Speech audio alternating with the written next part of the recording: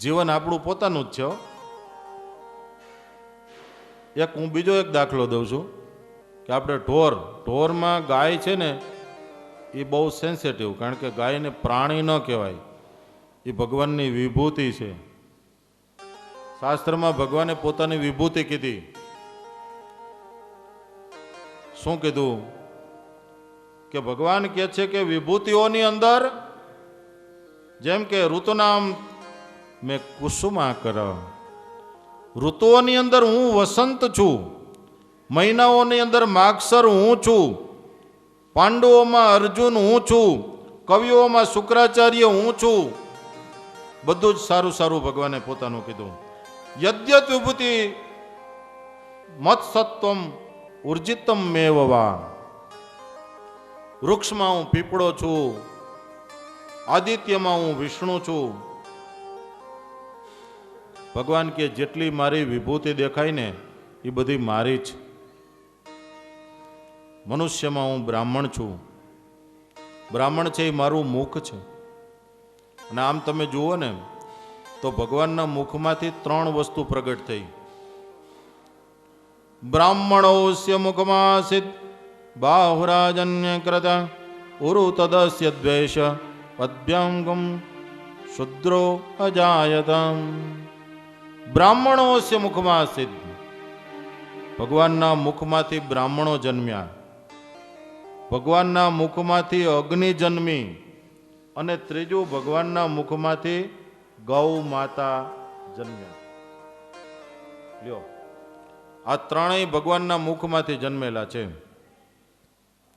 એટલે ગાય છે ને એ સેન્સિટિવ પ્રાણી, ભેંસ તો એકદમ આપણે કહીને કે ડોબું કહેવાય. પણ અમાસની અંધારી રાતે અમારા અહીંયા 20 વર્ષ સુધી રહેલા ગોવાળ વિરમભાઈ બેઠા છે, એમને ખબર હશે. આપણા કરતા એ ગોવાળ છે એટલે વધારે ખબર હોય ને, ઢોરને સાચવા છે. પણ એમ કહેવાય છે કે રાતના 12 વાગે અમાસની અંધારી રાતની અંદર એક ભારી લીલું ખડ, એમાં વચારે આકડાના 2 પાન મૂકી દો અને એ ડોબું ભેંસને તમે રાતે નાખી દો. સવારે તમે જુઓ ને તો ખડની આખી ભારી ભેંસ ખાઈ ગઈ હોય, 2 આંકડાના પાન એમનેમ પડ્યા હોય. વિરમભાઈ, આંકડાના પાન ખાય ઢોર? ન ખાય. આંકડાના પાન ન ખાય. એ ભેંસને ખબર પડે કે આંકડાના પાન ન ખવાય, આપણો ખોરાક નહીં. આ માણાને ખબર પડે? કાંઈ બાકી જ નથી રાખ્યું, બધું આપણે ખાઈ જાય. બોલો. અને નવું નવું શોધાતું જાય, આપણને એમ થાય કે હવે આ ક્યાં જઈને અટકશે. તમે વિચાર તો કરો. આ પછી નાની ઉંમરે એટેક આવે છે, કેટલી તકલીફ થાય છે ખરેખર. અને એમાંય જ્યારે તીર્થની અંદર આપણે જાય ને ત્યારે આપણી આદત અને હાજત એ બે આપણે ઓછી કરવી જોઈએ ખરેખર. આજે શ્રોતાને વક્તાના લક્ષણ આમાં બતાવ્યા. શ્રોતા થવું હેલું, સમજ્યા? પોપટભાઈ આટો મારી આવ્યા, ચા પાણી પીયા, ચા પીધી, ચાય પી આવ્યા, અમે બેઠા એ બેઠા, અમારે કઈ પછી ઊભું થવાનું નહીં. એટલે હેલું નથી આ બધું, બરાબર. 3 કલાક સુધી ઊભું ન થવાય. શ્રોતા ને વક્તાના લક્ષણ બતાવ્યા. એમાં શ્રોતા સાંભળજો ગોર બાપા, અને શ્રોતા આમ આકાશમાંથી અત્યારે સ્વાતિ હમણાં નક્ષત્ર વર્ષું, બહુ વર્ષું, ઘણા એની જિંદગીમાં જોયું નહીં હોય એટલું આ સ્વાતિ નક્ષત્ર વર્ષું. કાલનું પેપર 12 ઇંચ વરસાદ પડ્યો. સ્વાતિમાં એટલો વરસાદ હોય? આ છેલ્લું નક્ષત્ર સ્વાતિ. પણ સ્વાતિ નક્ષત્રનું જળ સમુદ્રમાં વરસે અને કાલુ નામની છીપ એ આમ 1-2 હાથ અધર ઊંચી ઉછળી અને અધરો અધર જો એ બુંદને ઝીલી લે તો એના પેટમાં 1.25 લાખનું મોતી થાય. અને જો આમ ડેંડાની જેમ પડી એમ મોઢું ખોલી અને ઝીલે ને તો એ ફટક્યું થાય. આમ વક્તાની વાણી એને તમે જો અધરો અધર ઝીલી લ્યો તો એ 1.25 લાખની થાય. બાકી હુતા કે ટેકે બેઠા આપણે સાંભળીએ કે સ્વામી તો કે એ મોજ છૂટે મજા આવે. આ તો કથા છે, એને ઊંધું કરીએ તો થાક છે. એ થાક કોને લાગે? પછી બોલનારને લાગે, જો તમે કાંઈ ન કરો તો. બરાબર. એક નિયમ તો આપણે લેવો જ જોઈએ. આ કથા સાંભળ્યા પછી, આટલો પ્રયાસ કર્યા પછી, મેં તમને કીધું એમ આ સહેલું નથી. કેટલું બધું આયોજન કર્યું હોય ત્યારે આ બધું થયું હોય. એની અંદર કોઈ પણ અરે એના સગાઓ જ લેવું જોઈએ નિયમ એવું નહીં. આપણા ગામના હોય, પરગામના હોય, ગમે તે હોય, ભગવાનની કથાને સાંભળ્યા પછી આપણા જીવનની અંદર એક નિયમ તો આપણે લેવું જ જોઈએ. શું? કે ભાઈ હું આજથી દરરોજ પૂજા નહીં કરતો હોઉં તો પૂજા કરીશ. ભગવાનના મંદિરે નહીં જતો હોઉં તો દર્શન કરવા જઈશ. અરે સવારમાં ઉઠીને માળા નહીં કરતો હોય તો 1-2 માળા કરીશ. આની અંદરથી સાંભળ્યા પછી આપણને જે ઠીક લાગે તે કંઈક લેવું જોઈએ આમાંથી. નહીતર આ બધું પ્રયાસ નકામો છે. આ હજારો વર્ષોથી આ કથાઓ દ્વારા, આ જ્ઞાન દ્વારા આપણા વૈરાગ્યને અને જ્ઞાનને જગાડવા માટેની કોશિશ સાધુ, સંતો, બ્રાહ્મણો, ઋષિઓ એ બધા કરતા આવ્યા છે. આપણને જગાડી રહ્યા છે. અને તમને કહું કે જો પાત્ર સાજું હોય ને તો એમાં પાણી રીએ. જેમ ઓલા હુંડાની વાત કરી હતી એમ. પણ એઠે કાણું પડી ગયું હોય તો પ્રવાહી ન રીએ. ઘી તેલ ભરો તો એ પણ નીકળી જાય, પાણી ભરો તો એ પણ નીકળી જાય. એમ હાજુ હૈયું હોય ને તો કથા એમાં રીએ. ફૂટેલ હૈયામાં કથા ન રીએ. હૈયાને સાજું કરવું પડે. અને આ જે ભગવાનની ગુણ ગાવામાં આવે, કીર્તન કરવામાં આવે, ગુણ કીર્તન કરવામાં આવે, એ શું છે ખબર છે હેમેન્દ્રભાઈ? એ રેણ છે. આપણે અત્યારે બધા એવા કેટલાય ઓલા નીકળ્યા કે ટાંકો તૂટી ગયો તરત લગાડો, તરત આમ ચોટી જ જાય. પાછું જો ચાલુ પાણીમાં ચોટી જાય એવું અત્યારે એડવર્ટાઈઝ આવે. આ બધું રેણ છે. આ અત્યારે રેણ કરવામાં આવે છે. આ ક્યાંક ક્યાંક ફૂટી ગયું હોય ને એને રેણ પહેલાં જ કરી દેવું પડે, પછી અંદર રહેશે. એમનો રીએ નહીં હોવા. અને ધરારથી મેળવેલું ન રીએ. પાછું ફૂટેલ હૈયામાં તો ન રીએ, પણ ધરારથી મેળવેલું એમાંય ન રીએ. નહીતર એક ભરવાડ હતો ને જ્યોતિષની પાસે આવ્યો. એ કે ગોર બાપા મારા હાથ જોઈ દ્યો, મારા ભાગ્યમાં શું શું છે. અને તમે જોઈજો, તમે ક્યાંક બેઠા હોય જો કોકને એમ કેમ લાયતો હાથ તારો, તા તો 10 જણા હાથ ધરે. જરાક મારું જોઈ દ્યો ને. ગોર બાપાએ એનો હાથ જોયો. એ કે ભાઈ આમાં તારી કઈ રેખા નથી. રેખા હોય ને તો થાય.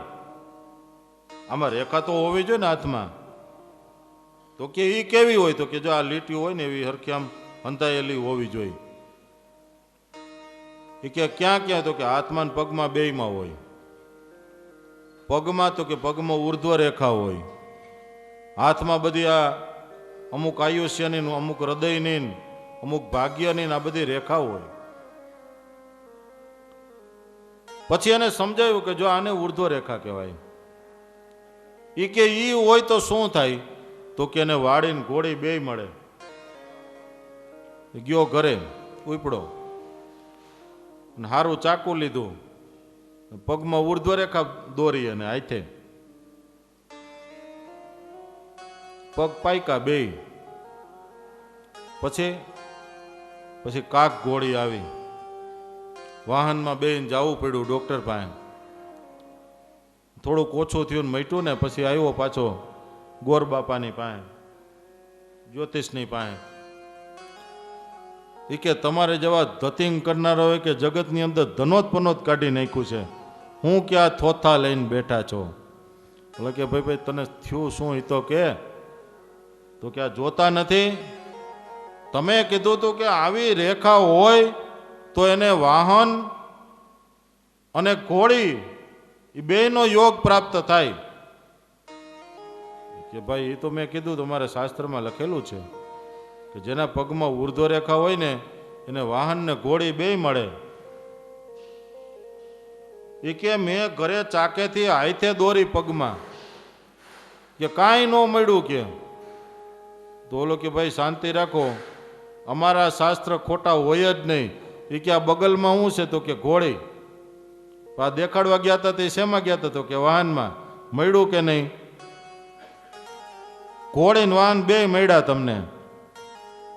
પણ કે આવી ઘોડી થોડી હોય બગલમાં. તો કે પરાયણે કરે ને આવી જ ઘોડી હોય. આ તો પગમાં ભાઈ ચિત્રીને જૈનમાં હોય એને આ બધું મળે. હાથે રેખા દોરલી જ મળી જાય, હાથે રેખા દોરે ન મળે. એટલે સંતનું મિલન ક્યારે થાય એ આપણી કથા હતી. વ્યાસને અશાંતિ થઈ, સંત પધાર્યા. આ બધું આપણી આસપાસ જ છો જયેન્દ્રભાઈ. સુખ દુઃખ હાણ વૃદ્ધિ જ્ઞાન અજ્ઞાન બધું આપણી આસપાસ છે. કાંઈ શોધવા જવાનું નથી. જો આપણો સાચો ભાવ હોય ને તો ભગવાન છે ને ભેટો કરાવી જ દે. પણ અંદરથી પીડા થાય તો થાય. પીડા થાય તો ડૉક્ટર પાસે જાય ને. પછી ડૉક્ટરની પાસે આપણે જઈને ડૉક્ટર એમ કે શું થયું? કે તાવ આવ્યો. તાવ આવ્યો હોય આપણને. પછી આપણે શું કહી કે સાહેબ જોવો જોઈએ તાવ કયો છે. એ એમ કે ભાઈ લેબોરેટરી કરાવી જોઈએ. કરાવી તે નક્કી થાય ને. પછી કે ભાઈ તને ટાઇફોઇડ થઈ ગયો છે. તો કે નહીં નહીં મેલેરિયા જ છે મને. હવે તમારે નક્કી કરવાનું, ડૉક્ટરને નક્કી કરવાનું. તો હું કામ આવ્યા તમે ડૉક્ટર પાસે કયો? પણ આપણે એટલા બધા દોઢા પાછા. એ કે નહીં નહીં સાહેબ મને કે ટાઇફોઇડ થાય જ નહીં, મને મેલેરિયા જ થયો છે. ઓલો કે ભાઈ હું જે દવા આપું ને એ તમે લ્યો તો તમને સારું થશે. એમ જ્યારે આપણા જીવનમાં અશાંતિ થાય, તકલીફ થાય ત્યારે આપણે સંતોની પાસે જઈએ. અને આમ સંત પધાર્યા. એને કીધું કે તમે શ્રીમદ ભાગવતની રચના કરો. પ્રથમ સ્કંદની અંદર 3-4 પ્રશ્ન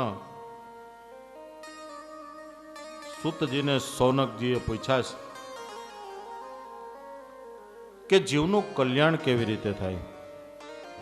બહુ મોટો પ્રશ્ન છે.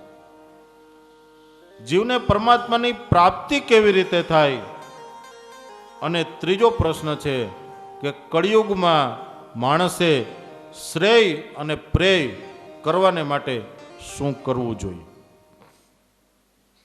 કારણ કે આપણી આવરદા બહુ થોડી છે. એની અંદરથી આપણે આ રસ્તો કાઢવાનો છે. અને ત્યારે સૂતજીએ એના માટેની શ્રીમદ ભાગવતની કીધું છે કે શ્રીમદ ભાગવતની કથા એ બધા જ પ્રશ્ન એનો જવાબ છે. સૌનકાદિક ઋષિઓએ કીધું છે કે શ્રીમદ ભાગવતની ઉત્પત્તિ કેવી રીતે થઈ, એના પ્રથમ વક્તા કોણ છે, આ સંહિતા કેમ રચાણી, ભગવાન કૃષ્ણ મહાભારતનું યુદ્ધ, પવિત્ર પાંડવ કુળની અંદર પરીક્ષિત રાજાનો જન્મ કેવી રીતે થયો, આ બધી જ કથાને સૂતજી કહે છે કે બધી જ કથાઓ હું તમને સંભળાવું છું. વ્યાસજીને અશાંતિ થવાથી નારદજી પધાર્યા. નારદજીએ શ્રીમદ ભાગવત રચવાની આજ્ઞા કરી. વ્યાસ ભગવાને શ્રીમદ ભાગવત સંહિતા તૈયાર કરી છે. આખા જગતભરનું દર્શન એમાં મૂક્યું છે. કારણ કે શ્રીમદ ભાગવત છે ને એ પોતે જ વેદાંત છે, વેદનો સાર છે. એટલા માટે એમ કીધું છે કે શ્રીમદ ભાગવત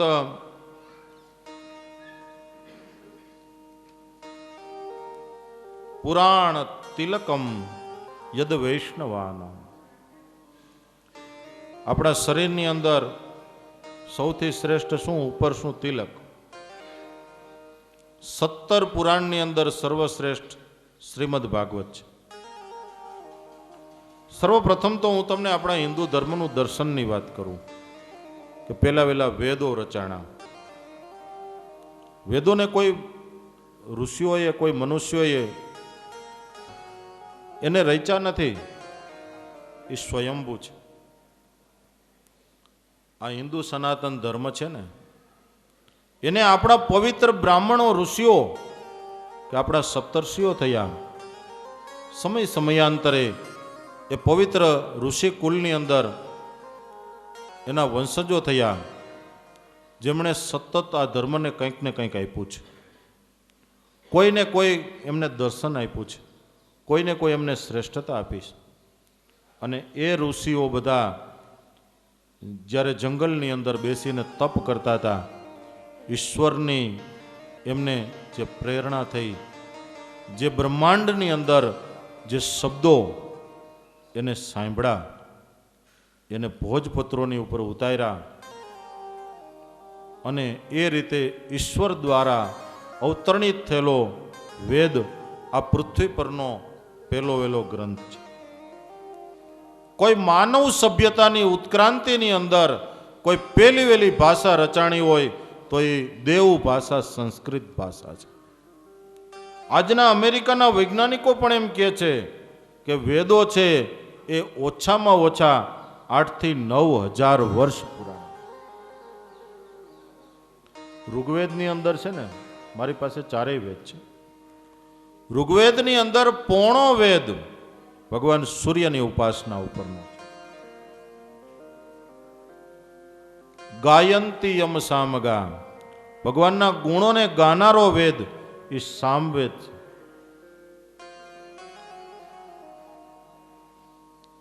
ભવિષ્ય પુરાણ આદિક બધું કે જેની અંદર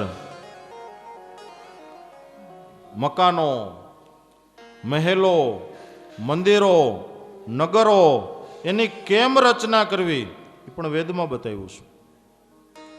ઋગ્વેદની અંદર ઋગ્વેદ આદેશ આપે છે કે હે માનવ, તું પૃથ્વી પર, પાણી ઉપર અને આકાશમાં તીવ્ર ગતિથી ચાલી શકે કે જેને કઈ ઉર્જાથી, અગ્નિથી, વરાળથી કે પવનથી ચાલી શકે, તીવ્ર ગતિથી ચાલી શકે એવા યંત્રોની તું જ્યાં સુધી શોધ નહીં કર ત્યાં સુધી તારું જીવન સાર્થક નહીં થાય. અને આજે તમે 2025માં નરેન્દ્ર મોદીની સરકારે તમે વિચાર કરો કે સોલારની અંદર આપણને સબસિડી આપી. અમેરિકાએ કીધું એ પછી 8,000 વર્ષ પછી ના વેદમાં લખ્યું જ છે કે સૂર્ય છે એના દ્વારા ઉર્જા મેળવી શકાય. 8,000 વર્ષ પછી આપણે એનો ઉપયોગ કરવા માંડ્યા. બોલો, વિચાર કરો. આમ તો યુગોના યુગો વયા ગયા. વિશ્વની જેટલી શોધો છે, વિમાનની હોય કે કોઈ પણ પ્રકારના યંત્રની હોય, એ બધું જ વેદમાં લખેલું છે. પછી આગળ જતા એમાંથી 6 દર્શન થયા. 6 દર્શનમાં છેલ્લું દર્શન, છઠ્ઠું દર્શન એટલે વેદાંત થયું. વેદનો નિચોડ, અંત ભાગ. અને વેદાંતનો પણ નિચોડ એટલે શ્રીમદ ભાગવત શાસ્ત્ર છે. હિન્દુ ધર્મનો તમામ સાર એ શ્રીમદ ભાગવત છે. પહેલા વહેલા શ્રીમદ ભાગવતની અંદર બધા અવતારોની, રાજાઓના ચરિત્રોની કથા કરી છે. અને 10મ સ્કંદની અંદર ભગવાન શ્રી કૃષ્ણના લીલા ચરિત્રોની કથા કરી છે. સંહિતા તો તૈયાર થઈ, પણ એના વક્તા કોણ? અને કઈ જેવા તેવા વક્તા તો ચાલે નહીં. તો પહેલા વહેલા આની કથા કરનારા વક્તા તો કોક હોવા જોઈએ ને. આજે જે કહી શકે, જેની કહેવાની હેસિયત હોય ને, એ જ આ શાસ્ત્રને કહી શકે છે. કહેતા પહેલા આપણામાં એવા ગુણ હોવા જોઈએ. એવા ગુણ હોય એ જ વક્તા બની શકે છે. અને એને ગુણ ગ્રાહકતાથી જે સાંભળે એના શ્રોતા બની શકે. એટલે હમણાં કીધું હતું ને મેં, શ્રોતા શ્રોતા ને શ્રોતા શ્રોતા. ઘણી વખત આપણે ગામડામાં કથા હોય ને પણ પવનની લેરખી આવતી હોય, ક્યાંક ક્યાંક તો સરસ મજાની એસી, આપણે લેવા તો સરસ મજાનો ઓલા કુલર, પણ હવે અહીં જરૂર ન પડી. હરેશભાઈને તો મગાવ્યા હતા મોટા મોટા કુલર. ઠંડો સરસ પવન આવતો હોય, સવારના પૂરમાં વણેલ ગાંઠિયા ખવાઈ ગયા હોય, બરાબર, ને પછી કથામાં નીંદર આવી જાય. એ સોતા શ્રોતા કોઈ ગયા હોય ને ભાઈ, ભગવાનની કથા તો એવી જ છે ને, સાંભળે નીંદર આવી જાય ને શાંતિ શાંતિ થાય તો જ નીંદર આવે કે ન આવે? કયો હાલો, ગોળીઓ લેવી પડે છે અત્યારે નીંદર કરવા હાટું, અને નીંદર આવી જાય તો આ ભગવાનની કથા એ મહાન નહીં, બીજું શું કયો? બેઠા બેઠા નીંદર આવી જાય. અને બીજા શ્રોતા જે સાંભળે આમ પોતાના જીવનમાં ઉતારે. પણ એના વક્તા કોણ? આ વક્તા છે ને કોઈ જેવા તેવા નથી. શ્રીમદ ભાગવતમાં એમ લખ્યું છે કે નિગમ ગલ્પતરોર કલિતમ ફલમ સુખમુખાદમૃતાદ્રવ સંયુતમ પિબત ભાગવતમ રસમાલયમ મુહુરહો રસિકામ ભુવિ ભાવુકામ.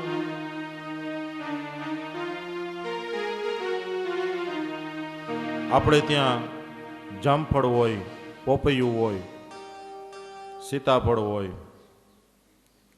તમને ખબર છે ને, પક્ષીઓ ચાંચ મારે ખાય.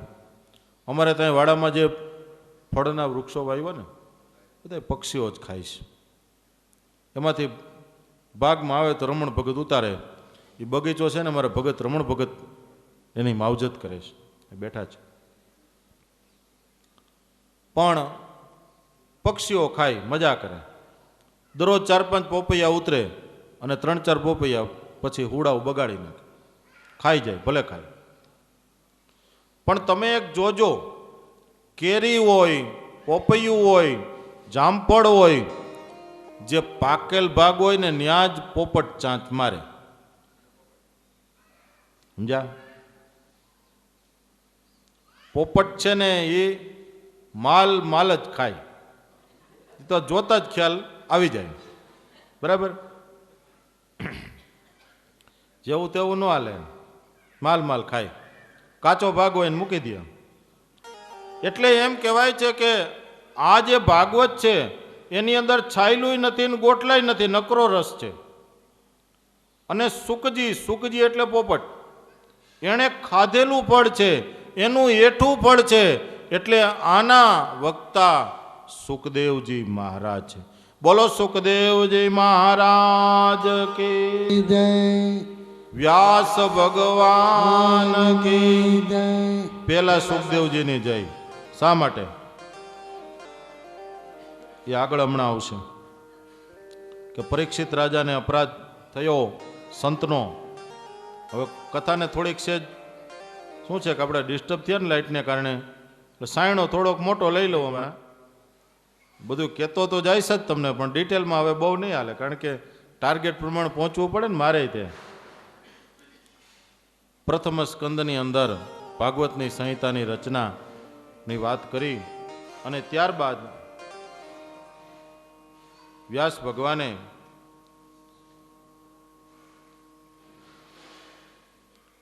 આગળ પરીક્ષિતના જન્મની કથાને કીધી છે.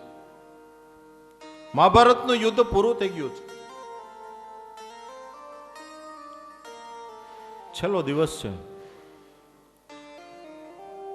18 અક્ષૌહિણી સેના બંને પક્ષે એટલી સંહાર થઈ ચૂક્યો છે.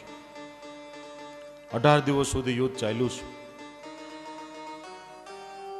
એક અભ્યાસ મુજબ પૃથ્વી પર છે ને વિશ્વ યુદ્ધ એક જ થયું છે, અને એ મહાભારત જ થયું છે. એ સિવાયના કોઈ વિશ્વયુદ્ધ એને કહી ન શકાય. એ તો ખાલી થોડાક 10-15 દેશોનું એક ગુટ બની અને યુદ્ધ કરે, પોતાની સર્વોપરિતા સાબિત કરવા. એમાં ક્યાંય ધર્મ અધર્મની વાત નથી. મહાભારતનું યુદ્ધ એક બાજુ ધર્મ છે, એક બાજુ અધર્મ છે. આ તો ધર્મ યુદ્ધ છે. આગળ અભ્યાસ કરતા એવું જણાય છે કે મહાભારતના યુદ્ધની અંદર આખા વિશ્વમાંથી યોદ્ધાઓ લડવા માટે આવ્યા હતા. આજનું મિડલ ઈસ્ટ એટલે કે મધ્ય યુરોપ,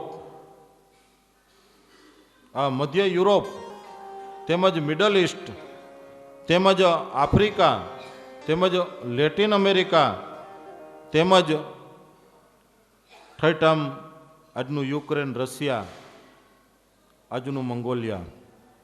શ્રીમદ ભાગવતમાં કોના કોના વંશો ક્યાં ક્યાં ગયા છે એનું પણ વર્ણન છે.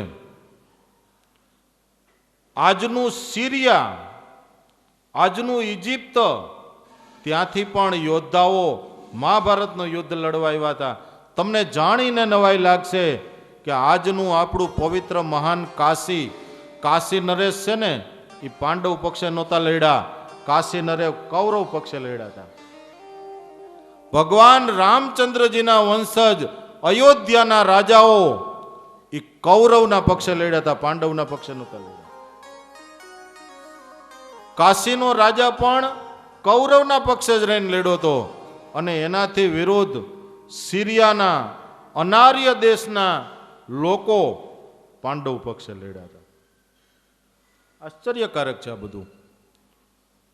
અને એ સમયની સંબંધની જો વાત કરીએ તો ભગવાન શ્રી કૃષ્ણ આજના ઇજિપ્ત અને સિરિયાના વેવાય થાય છે. એમના દીકરાના લગ્ન ત્યાં થયેલા, અસુર કુળમાં થયેલા. વિચાર કરો તમે, એ તો અસુર જ હતો ને, બાણાસુરની દીકરીને ઉપાડી આવ્યા હતા. આપણે જેને આજે દાનવ કહીએ, અસુરો કહીએ, એની દીકરી તો ભગવાન કૃષ્ણની પુત્રવધુ હતી. હવે વેવાયના પક્ષે જ રહીને લેડા હોય નહીં તો. આવું મહાભારતનું યુદ્ધ, તુમુલ યુદ્ધ પૂરું થયું. લગભગ 100 કૌરવો મરાઈ ચૂક્યા છે. એક દુર્યોધન એના સાથળ ભાંગી ગયેલા છે, લોહીના ખાબોચિયામાં પોતાના અંતિમ શ્વાસોને લઈ રહ્યો છે, પણ જીવ જાતો નથી. મનમાં અફસોસ છે કે અમે 100 ભાઈઓમાંથી એક પણ બચી ન શક્યા અને પાંડવ 5 જ હતા, એમાંથી એક ઓછો ન થયો. સાંજનો સમય છે, છેલ્લો દિવસ મહાભારતના યુદ્ધની સમાપ્તિ થઈ ગઈ. દુર્યોધનનો જીવ જાતો નથી. કાગડા, કૂતરા, શિયાળિયા, ગીધડા એના માંસના લોચા ખાવાની માટે આવે છે, હાથથી દૂર તગડે છે. અશ્વત્થામા ત્યાં આવ્યો છે. પોતાના મિત્રની આવી દશા જોઈ અશ્વત્થામાની આંખમાં આંસુ આવ્યા છે કે અરે દુર્યોધન, હે કુરુશ્રેષ્ઠ. એ સમયમાં એમ કહેવાતું કે કુરુ કુળ જેટલું ઉચ્ચ કુળ એક પણ નહોતું. ભગવાન કૃષ્ણના યદુ કુળ કરતા પણ કુરુ કુળ ઊંચું હતું. શ્રીમદ ભાગવત એમ કહે છે કે કુરુ કુળ બહુ ઉચ્ચ કુળ ગણાતું હતું. કે હે દુર્યોધન, તારા પગની અંદર મોટા મોટા મહારથીઓ માથા ઝુકાવે અને તારી આ દશા કે તું તારા પગની અંદરથી માંસના લોચા, ગીધડાઓ ને કૂતરાઓ ખાય એને તું ઉડાડી રહ્યો છો. મારા મનની અંદર એમ થાય છે કે મિત્ર, હવે તારા જીવની સદગતિ કર. દુર્યોધન કહે છે કે મરી તો જાવું પણ જીવ નીકળતો નથી. ઘણી વખત ઘણા પ્રાર્થના કરતા હોય કે હવે જટ લઈ જાય તો સારું, ભગવાન લઈ જાય તો સારું. આખું ઘર પ્રાર્થના કરતું હોય કે હવે લઈ જાય તો સારું, પણ તો ભગવાનના હાથની વાત છે ને ભાઈ. અને ઘણા એવી પ્રાર્થના કરતા હોય કે આને રાખી દે તો સારું, પણ એ પણ આપણા હાથનું ચાલતું નહીં. મેં મરણ ને મોંઘવારી એ આપણા હાથની છે જ નહીં. અત્યારે જોયું ને, મેં આપણા હાથની વાત, મરણ એ આપણા હાથની વાત નહીં, અને મોંઘવારી અચાનક વધી જાય એ આપણા હાથની વાત નહીં. આ ત્રણને તો ભગવાને પોતાની પાસે જ રાખ્યા. હવે દુર્યોધન કહે છે કે મિત્ર, એક કામ કર, જો એક પાંડવ મરી જાય ને, ખાલી એક પાંડવનું માથું તું લાવી દે, ખાલી એક ભીમનું માથું જો તું લાવી દે ને, તોય મારા જીવને શાંતિ થઈ જાય. અશ્વત્થામાએ કીધું છે કે મિત્ર, હું તને વચન આપું છું કે એક નહીં 5 પાંડવના માથા કાપીને તારી પાસે હાજર કરું. અશ્વત્થામા ઉપડો છે પાંડવોને મારવા માટે. મહાભારતનું યુદ્ધ પૂરું થયા પછી પાંડવો છે ને 18 દિવસે શાંતિથી સૂતા હતા કે આજ શાંતિથી નિંદર કરીએ, થાકી ગયા છીએ. બરાબર, આપણે ક્યાંક હાલીને પદયાત્રા કરીને ગયા હોય, 5 દિવસ સુધી હાલ્યા હોય, પછી પદયાત્રા પૂરી થઈને કે ભાઈ હવે કોઈ જગાડતા નહીં, શાંતિથી હોવા દો. પણ ભગવાન જાગે છે, ભક્ત સૂતા છે ને ભગવાન જાગે છે. ભક્તની ચિંતા ભગવાન કરે છે. ભગવાન શ્રી કૃષ્ણ પધાર્યા છે, પાંડવોને જગાડ્યા છે, ચાલો અમારી પાસે. પાંડવો બધા ચાલતા થઈ ગયા. ભગવાન કહે છે કે આપણે ગંગાજીના કિનારે જવું. પાંડવમાંથી કોઈએ પૂછ્યું નથી કે અડધે રાત્રે શું અમારા બાપનું કઈ હરામણું રાખ્યું છે. આ બધા ગુજરી ગયા હોય તમે હરામણું કરવા લઈ જતા હોય કદાચ. કોઈએ પૂછ્યું નથી. પાંડવો ભગવાનની પાછળ પાછળ. ભગવાને પેલા અશ્વત્થામાને મોકો આપ્યો છે, પાંડવોને બચાવી લીધા છે. જે થનાર છે ને એને કોઈ ટાળી નથી શકતું. જીવનમાં 2-3 વાતો એને હું તમને આ કથા દ્વારા કહું. કથા કદાચ મારાથી પૂરી થઈ શકે ન થઈ શકે, પણ વચ્ચે વચ્ચે મને જે અનુભવની વાતો છે એ હું તમને કહેતો જઈશ. કે આપણા જીવનની અંદર એક તો આપણે ના પાડવાનું શીખી જાય ને, સુખી થઈ જાય. ક્યારેક કોશિશ કરજો, ખાલી ના પાડવાનું શીખી જાઓ, તમારું જીવન બદલાઈ જશે. બીજી વાત કે આપણા જીવનની અંદર આપણે આ પાંડવોની કથા દ્વારા હું એ સમજાતો જઈશ વચ્ચે વચ્ચે. હવે થોડું ભૂલાઈ ગયું એટલે હું પાછું કહીશ કે પાંડવોને ભગવાનના ઉપર કેટલો બધો વિશ્વાસ છે. જે થવાનું છે એ તો થવાનું જ છે, એને કોઈ રોકી શકતું નથી. પણ જે કાંઈ આપણા જીવનની ઘટનાઓ એને સમજણથી સ્વીકારી લ્યો ને, તમે કોઈ પણ ઘટનાને સ્વીકારી લ્યો, તમારું દુઃખ ખતમ થઈ જશે. આપણું મગજ છે ને સ્વીકાર નથી કરતો. તમે જોજો, આપણા જીવનની કોઈ પણ ઘટના છે ને, જ્યાં સુધી આપણું મગજ સ્વીકારતું નથી ને કે બસ મારા દીકરાએ આમ કર્યું જ કેમ, મારી દીકરીએ આમ કર્યું જ કેમ, મારા ભાઈએ આમ કર્યું જ કેમ, સ્વીકારી લ્યો. જે કાંઈ ઘટનાઓ છે ને એ દુનિયાની કોઈ પહેલી વહેલી નથી, એટલું લખી લેજો જયેન્દ્રભાઈ. હજારો વર્ષોથી હજારો પ્રકારની તમે ન કલ્પી હોય ને એવી ઘટનાઓ પણ થઈ છે, થતી જ રહીએ, ક્ષણે ક્ષણે થાય, દરેક કાળની અંદર થાય, દરેક યુગની અંદર થાય અને દરરોજ થાય. પેપરો ભરાઈને આવે છે, દરરોજ ભરાઈને આવે. પણ સ્વીકાર લ્યો તો સ્વીકારી નથી શકાતું. બસ આ તકલીફ. જીવનની દરેક ઘટનાને સમજણપૂર્વક સ્વીકાર લ્યો, દુઃખ છે જ નહીં.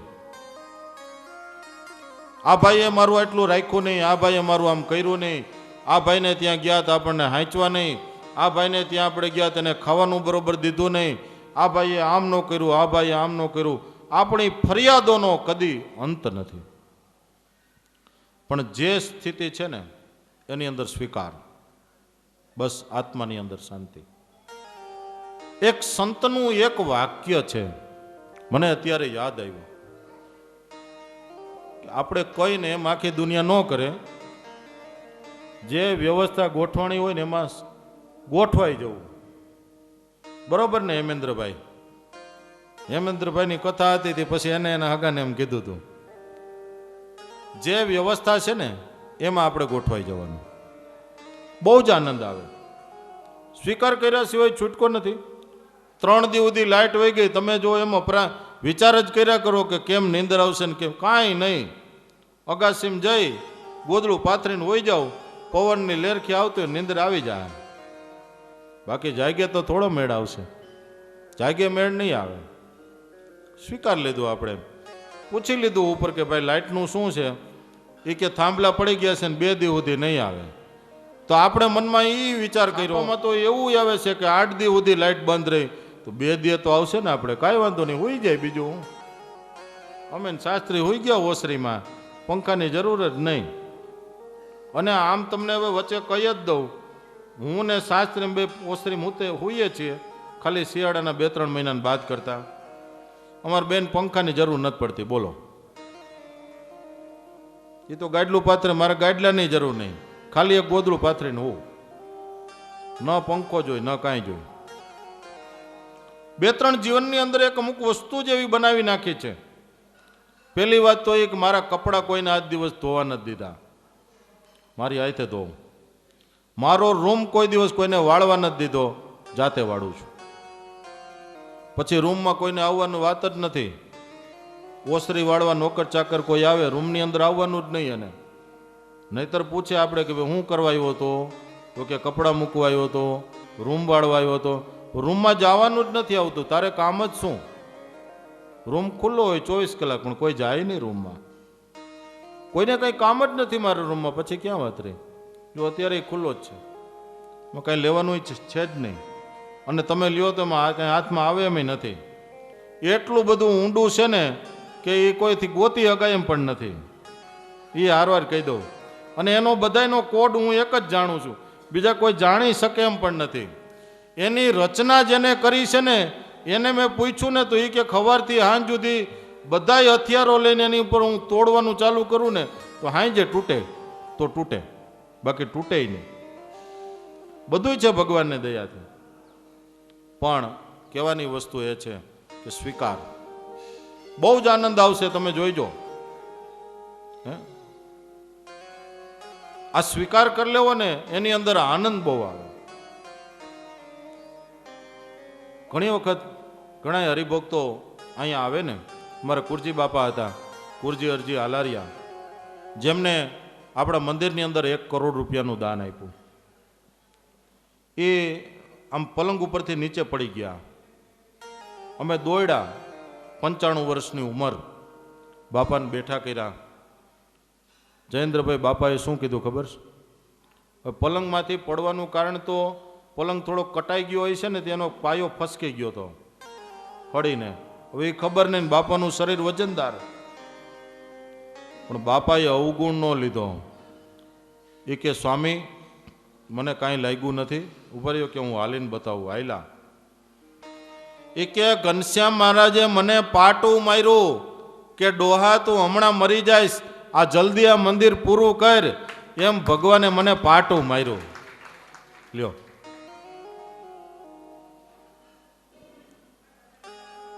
આપણી આદતો એને શૂન્ય કરી નાખો, સાવ ઓછી કરી નાખો. અને આ હું તમને એટલા માટે કહું છું કે હું કરું છું. હા, મેં તમને પહેલાં જ કીધું કે અહીંયાથી હું એ જ બોલીશ કે જે હું બોલવાને હકદાર છું, બાકીનું નહીં બોલું. હમણાં 3 મહિનાથી આયથે ડાયટિંગ કરું છું. બપોરે ખાલી મગનું પાણી, સવારે કાંઈ નહીં, બપોરે મગનું પાણી, સાંજે 1 ટાઈમ જમવાનું. અને અહીંયા બેસવું સહેલું નથી. સુવાવડી બાઈ હોય અને બિચારીને કેમ વિચારીને બધું ખવાય. વધારે પાણી ન પીવાય, નહીં તો અહીંથી ઉઠીને પેશાબ કરવા જવું પડે. અહીં બેઠા એટલે બેઠા 3 કલાક સુધી બેસવું, એ આજના યુગનું તપ છે. આ તમે જે અહીંયા બેસો ને એ પણ આજના યુગનું આ તપ છે. આપણે શાસ્ત્રોમાં એમ લખેલું આવે કે ફલાણા ઋષિ રાફડો થઈ ગયા, ફલાણે ઊંધે ઝાડવાના ડાળે પગ બાંધીને લટકા, આવું તપ કર્યું. ઘણાએ હવા ખાઈને તપ કર્યું. પ્રહલાદજીના તપની વાત આવશે, ધ્રુવજીના તપની વાત આવશે, બરાબર. પણ આ તમે જે 2.5 કલાક સુધી અહીંયા બેસો ને, આ ધ્રુવજીના 5 મહિનાના તપ જેવું છે. તમે 5 કલાક બેહો નહીં. આ કમ નથી હો, તમને કોઈને હું ઓછા નથી આંકતો. હવે હું તમને ખાલી એમ કહું કે હેમેન્દ્રભાઈ, તમે ક્યાંય શાંતિથી 2-2.5 કલાક આવી રીતે પલોઠી વાળીને બેહો ખરા? કોઈ દી બેઠા છો? કોઈ દી નહીં બેઠા હો. લ્યો, તમારા લગ્ન ત્યાં છે ને ત્યાં તમે 2 વખત ડ્રેસ બદલવા ગયા છો. બોલો,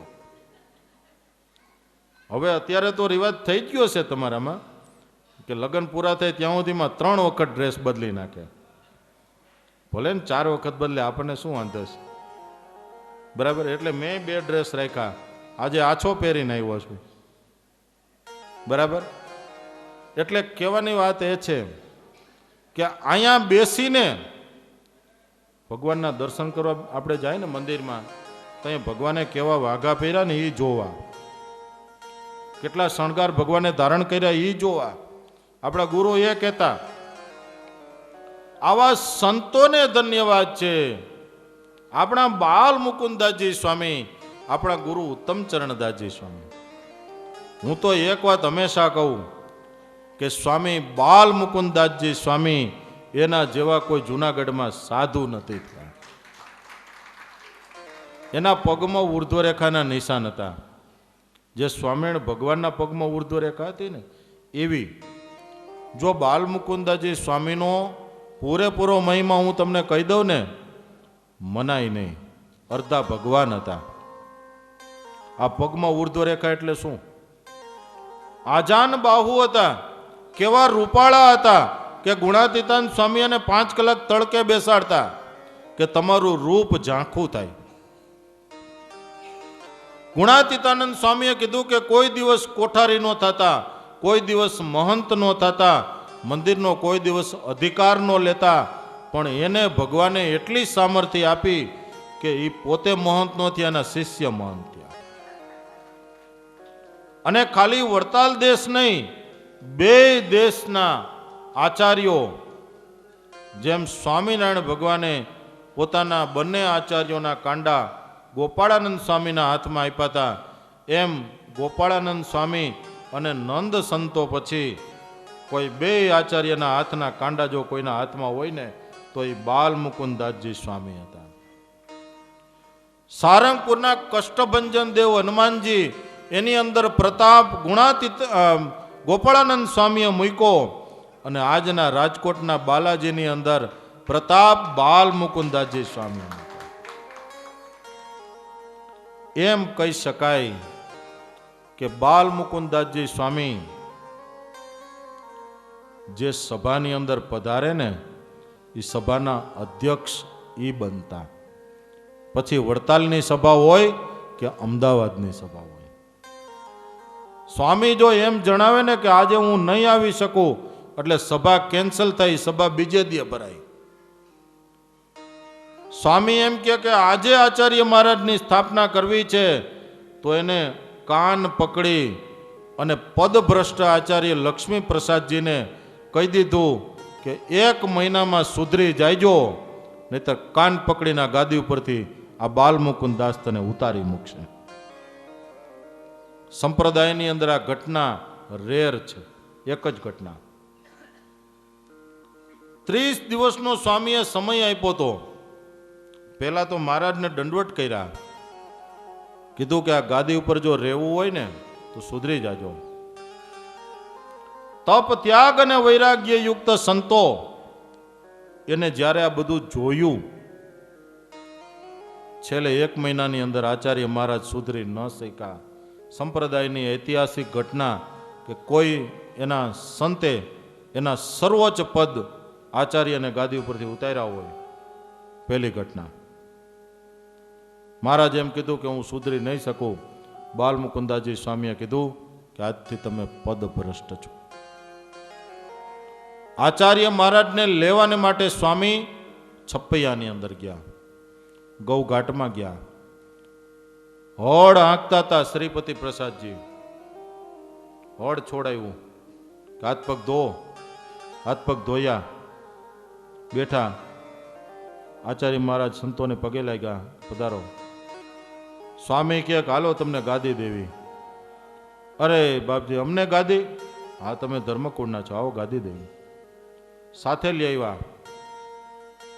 આજે ઉપવાસ કરજો, કાલે અમે તમને ગાદીએ બેસાડશું. મહારાજ શ્રી ઉપવાસ રાખ્યો. બીજે દિવસ સભા ભરાણી. બધાએ એવો ઠરાવ કર્યો કે આચાર્ય શ્રીપતિ પ્રસાદજીને ગાદીએ બેસાડવા છે, તો આજે એને આપણે કહી દઈએ કે આજે એ ઉપવાસ કરે તો કાલે બેસાડીએ. બાલ મુકુદાસજી સ્વામી કહે કાલે ઉપવાસ એમને કરી નાખ્યો છે અને આજે જ બેસાડવાના છે. એ તે જ દિવસે એને આચાર્ય મહારાજને ગાદીએ બેસાડ્યા. આ સંત બાલ મુકુદાસજી કહી શકે. એક બાબરિયાવાળા દેશની અંદર હરિભક્ત, એમને રાજાશાહીના વખતમાં ફાંસી થઈ, જેલમાં પૂર્યા. સ્વામી એ બાજુ વિચરણ કરતા હતા. કોઈએ કીધું કે બાલમુકુદાસજી સ્વામીને કે આપણા ફલાણા હરિભગતને ફાંસી થઈ. સ્વામીએ કેવડાવ્યું કે એ ભાઈને કહી દેજો કે વંદુ સહજાનંદ રસ રૂપ અનુપમ સાર ને રે. હું આ દરરોજ કથાની અંદર પહેલા વહેલા પદ ગાઉં છું, એનું કારણ આ છે, યાદ રાખજો. જેને ભજતા છૂટે પંદ કરે ભવ પાર ને રેલો. આ જો જગતના ફંદ છૂટી જતા હોય તો ફાંસીના ફંદા કેમ ન છૂટે? આ સહજાનંદ સ્વામી મહારાજમાં આટલી તાકાત છે. બાલ મુકુદાસજી સ્વામીએ કીધું કે આ વંદુ સહજાનંદનું પદ હરિભગતને કહેજો બોલે, જાવ એને ફાંસીનો કોઈ ફંદો એના ગળાને વીંટી નહીં શકે. બાલ મુકુદાસજી સ્વામીના આશીર્વાદ. એ ભાઈને વાત કરી જેલમાં જઈને કે વંદુ સહજાનંદ તમને આવડે છે? તો કે આવડે છે. જ્યારે તમને ફાંસી આપે ને ત્યારે બોલજો. આ તો કે અત્યારથી જ ચાલુ કરી દઈ. પદ ગાવાના ચાલુ કર્યા. વંદુ સહજાનંદ રસરૂપ અનુપમ સાર. વંદો સહજાનંદ રસરૂપ અનુપમ સાર ને રેલો. વંદો સહજાનંદ રસરૂપ અનુપમ સાર ને રેલો. જેને ભજતા છૂટે ફંદ કરે ભવ પાર ને રેલો. કરે ભવ પાર ને રેલો. હરે અક્ષર બ્રહ્મયાધાર કે પાર કોઈ નવ કહે રેલો. અક્ષર બ્રહ્મયાધાર કે પાર વર્ણવો સુંદર રૂપાયનો જુગલ ચરણે નમી રેલો.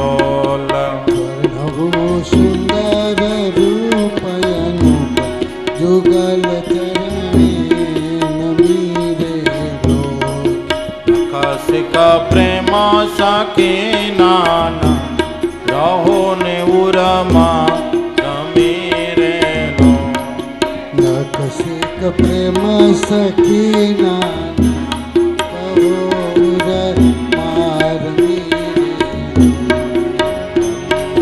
સહજાનંદ રસરૂપ અનુપમ સાર ને રેલો. વંદો સહજાનંદ રસરૂપ અનુપમ સાર ને રેલો. જય હો. પેલા હરિભક્તની આ બનેલી સત્ય ઘટના છે. જ્યારે એના ફાંસીના માચડે લઈ જવામાં આવ્યા ત્યારે ગુરુ બાલ મુકુદાસજી સ્વામીને યાદ કર્યા, ભગવાન સ્વામિનારાયણને યાદ કર્યા અને હરિભક્ત જ્યાં વંદુ સહજાનંદ રસરૂપ અનુપમ સાર ને રેલોલ એ કીર્તન જ્યાં ગાવા લાગ્યા અને ફાંસીગર એને જ્યાં દોરડું ખેંચ્યું અને હરિભક્ત બોલ્યા કે જેને ભજતા છૂટે ફંદ કરે ભવ પાર. પેલો ફાંસીનો દોરડું છે ને તૂટી ગયું. આ બનેલી ઘટના છે સૌરાષ્ટ્રની. અત્યારે સ્વામીના જીવન ચરિત્રમાં એનું નામ લખેલું છે, અત્યારે મને યાદ નથી નામ. બાલ મુકુદાસજી સ્વામીના આશીર્વાદથી ફાંસીનો ફંદો તૂટી ગયો. ફાંસીનો નિયમ છે એકવાર ફંદો તૂટી જાય ને પછી બીજી વાર દેવાતી નથી. એમ કહેવાય છે કે બીજી વાર ફાંસી ન આપવામાં આવે. કારણ કે કાનૂનમાં એવું લખ્યું છે કે એને ફાંસી આપી પણ દોરડું તૂટી ગયું એ પછી જોવાનું નથી. અપાય નહીં ફાંસી, પૂરું થઈ ગયું. પેલા બધા વિચારમાં પડી ગયા કે હવે શું કરવું? તો કે ભાઈ કાનૂનનો નિયમ છે, ફાંસી અપાઈ ગઈ, હવે ના ચાલે, બીજી વાર ફાંસી ન દઈ શકાય. જરૂર આ માણસ નિર્દોષ હોવો જોઈએ, એને છોડી મૂકો. અને છોડી મૂકવામાં આવ્યા. એ ભાઈ છે ને ત્યાંથી સીધો જ બાલ મુકુંદાજી સ્વામી પાસે ગયો. કે છે કે મા બાપ, આ તમારે કારણે મને ફાંસીનો ફંદો મારા ગળામાંથી તૂટી ગયો. આ કરતુમ અન્યથા કરતુમ સંતો કરી શકે, બીજાનું કામ નથી. એવા કેટલા દાખલા છે સ્વામીના અને આપણા સંતોના. ઉત્તમચરણદાસજી સ્વામીના પણ. ઠકરાર પરિવારના હેમરાજભાઈ, આવરદા પૂરી થઈ ગઈ હતી, જમીન ઉપર લઈ લીધા હતા, પાણી પાઈ દીધું હતું. હરિભક્તો બધાને ખબર પડી એના સંબંધીઓને કે ઉત્તમચરણદાસજી સ્વામી કેશોદ મંદિરે પધાર્યા છે. 2 જણા બોલાવા આવ્યા. કેટલો સમય ગયો હશે, કલ્પના કરો, કેટલી વાર લાગી હશે. 15 મિનિટ તો ગઈ હશે ને. સંતો પધાર્યા જલ્દી. આપણા ગુરુ પધાર્યા, નીચે લઈ લીધા હતા. ઘરમાં રોકકડ ચાલુ હતી. કહે છે કે સ્વામી, છોકરાઓ નાના છે, આ જો 5 વર્ષ જીવી જાય ને તો 1-2 છોકરાના લગ્ન થઈ જાય. સ્વામી કહે કે કોઈ એને જો 5 વર્ષની આવરદા આપે ને તો હમણાં બેઠા થાય. લ્યો, એના ઘરના બોયલા, એ કે મારી આવરદા આપો એને. સ્વામીએ કીધું લાવો પાણી. યમરાજભાઈના મોઢામાં પાણી મૂક્યું. સ્વામી કહે કે એના ઘરનાની 5 વર્ષની આવરદા મહારાજ આને આપો ને બેઠા કરો. યમરાજભાઈ બેઠા થયા. અને એમ કહેવાય છે કે જે દિવસેનું મૃત્યુ થયું હતું, જે સમયે થયું હતું, પૂરા 5 વર્ષ પછી યમરાજભાઈનું મૃત્યુ તે જ દિવસે અને તે જ સમયે થયું. તઈએ આપણને એમ લાગે કે કરતુમ અકર્તુમ અન્યથા કરતુમ કામ સંત જ કરી શકે, બીજાનું કામ નથી. ભગવાન પણ એમ કહે કે મારા સંત કરે ને એની અંદર અમને બધી મંજૂરી. કારણ ભગવાન પોતાનો યશ છે ને પોતાના સંતને આપે છે. કરતા હરતા તો ભગવાન જ છે, પણ પોતાનો યશ છે એ પોતાના સંતને આપે છે. આમ સંતનું મિલન થતા જીવનની અંદર મંગલતા આવે છે. પરીક્ષિતના જન્મની કથાની અંદર ભગવાનના વિશ્વાસનું ઓસીકું કરીને સૂતેલા પાંડવો ગંગાના કિનારે જાય છે. આ બાજુ અશ્વત્થામાં આવે છે. પાંડવો સૂતા છે માની 5 દીકરાઓના માથા કાપી હાથમાં લઈ આતતાઈ અશ્વત્થામાં દુર્યોધનની પાસે પહોંચ્યો છે. અડધી પોણી રાત્રિ વીતી ગઈ છે. અંધારાની અંદર દુર્યોધન કણસતો કહે છે કે પેલા વેલા મને ભીમનું માથું આપ, મને એની પર બહુ દાયિત્વ છે. ભીમનું માથું એના દીકરાનું માથું આપ્યું. માથું મોટું હતું. દુર્યોધને 2 હાથથી માથુંને દબાવ્યું, ત્યાં તો માથાનો ભૂકો થઈ ગયો. દુર્યોધન કહે છે માથું ધૂણાયું છે. અશ્વત્થામાં, આ ભીમનું માથું નથી. મને ખબર છે કે ભીમનું શરીર વજ્રનું છે અને આ રીતે ભીમનું માથું ભાંગે નહીં. આ તો તરબૂચ કાકડીની જેમ ભાંગી ગયું. બહુ કરી તે એના દીકરાને માર્યો. બીજું માથું લાવ. બીજું જોયું, ત્રીજું જોયું, ચોથું જોયું, 5મું જોયું. દુર્યોધને માથું પછાડ્યું છે કે અશ્વત્થામાં તે કાળો કેર કર્યો, અમારા કુરુ વંશનો તે નિકંદન કાઢી નાખ્યું. કોઈ વંશ નો રહેવા દીધો. અમારી પાછળ વાઇસ કોણ નાખશે? દુર્યોધનનું મૃત્યુ થયું છે. આ બાજુ પાંડવો પાછા આવ્યા. દ્રૌપદી કલ્પાંત કરી રહી છે. મારા દીકરાઓના માર્તલ એના માથાનું પાટલો કરી અને પછી જ મારા દીકરાનું સરામણું કરવા કરીશ એ પ્રતિજ્ઞા લીધી છે. અર્જુનજી અને ભગવાન કૃષ્ણ ઉપડ્યા છે. અશ્વત્થામાં ભાગતો જાય છે અને પકડો છે. તુમુલ યુદ્ધ થયું છે. બંને સામસામા બ્રહ્માસ્ત્ર છોડ્યા છે. આખરે અશ્વત્થામાં પકડાયો છે. અર્જુન એને મારવા જાય છે. મનમાં વિચાર કર્યો કે તું તો વૈષ્ણવ છો, વેર તો વેરથી સમતું નથી. વૈષ્ણવ હોય એને તો વેરને વંદન કરવા જોઈએ. કોઈ અજ્ઞાની માણસ કદાચ ગમે તેમ કરે પણ ભગવાનના ભક્તએ એને ક્ષમા આપવી જોઈએ. ક્ષમા છે એ આભૂષણ છે.